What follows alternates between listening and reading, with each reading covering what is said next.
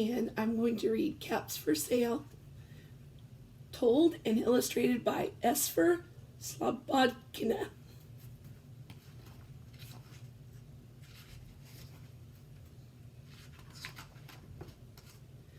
Once there was a peddler who sold caps, but he was not like an ordinary peddler, carrying his wares on his back.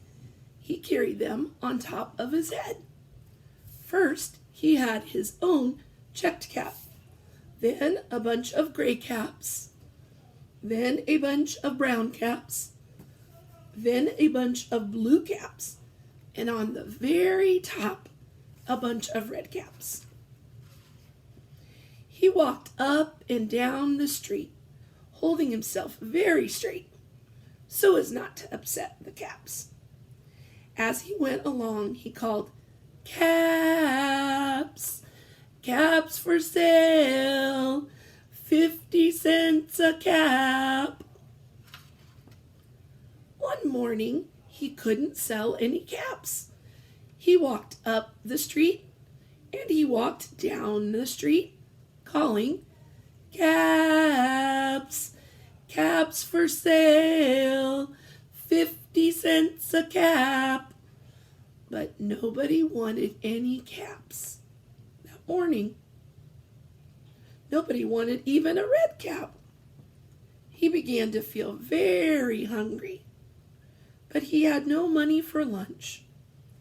"I think I will go for a walk in the country," said he.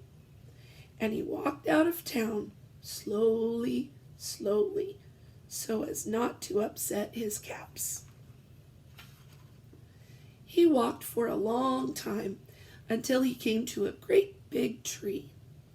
"That's a nice place for a rest," thought he. And he sat down very slowly under the tree and leaned back little by little against the tree trunk so as not to disturb the caps on his head. Then he put up his hand to feel if they were straight.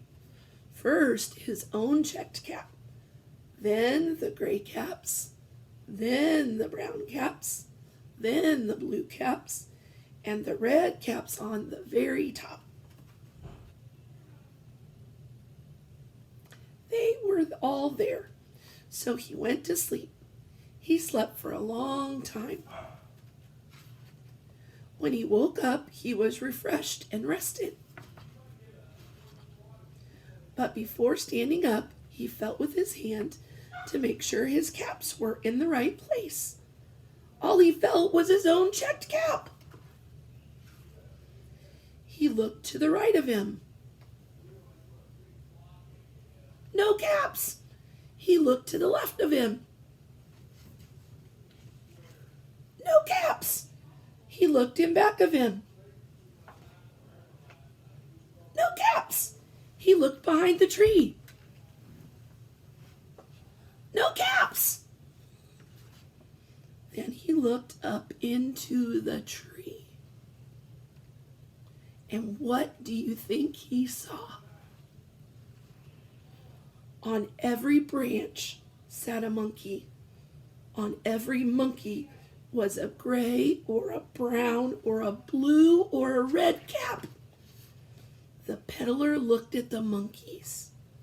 The monkeys looked at the peddler. He didn't know what to do. Finally, he spoke to them. "You monkeys, you," he said, shaking a finger at them.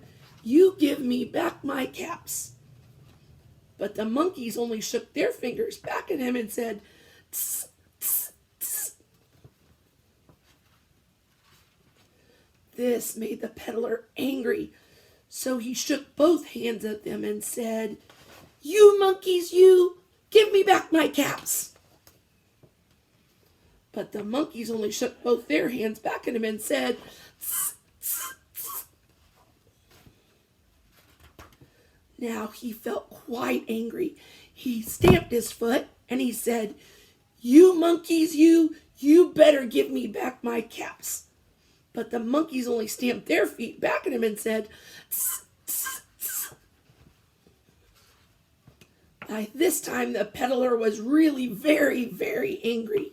He stamped both his feet and shouted, "You monkeys, you must give me back my caps." But the monkeys only stamped both their feet back at him and said, "Tss, tss, tss." At last, he became so angry that he pulled off his own cap and threw it on the ground and began to walk away. But then each monkey pulled off his cap, and all the gray caps, and all the brown caps, and all the blue caps, and all the red caps came flying down out of the tree. So the peddler picked up his caps and put them back on his head. First his own checked cap, then the gray caps, then the brown caps, then the blue caps, and the red caps on the very top. And slowly, slowly, he walked back to town, calling, "Caps, caps for sale, 50 cents a cap." And that is one of my very, very favorite stories, Caps for Sale.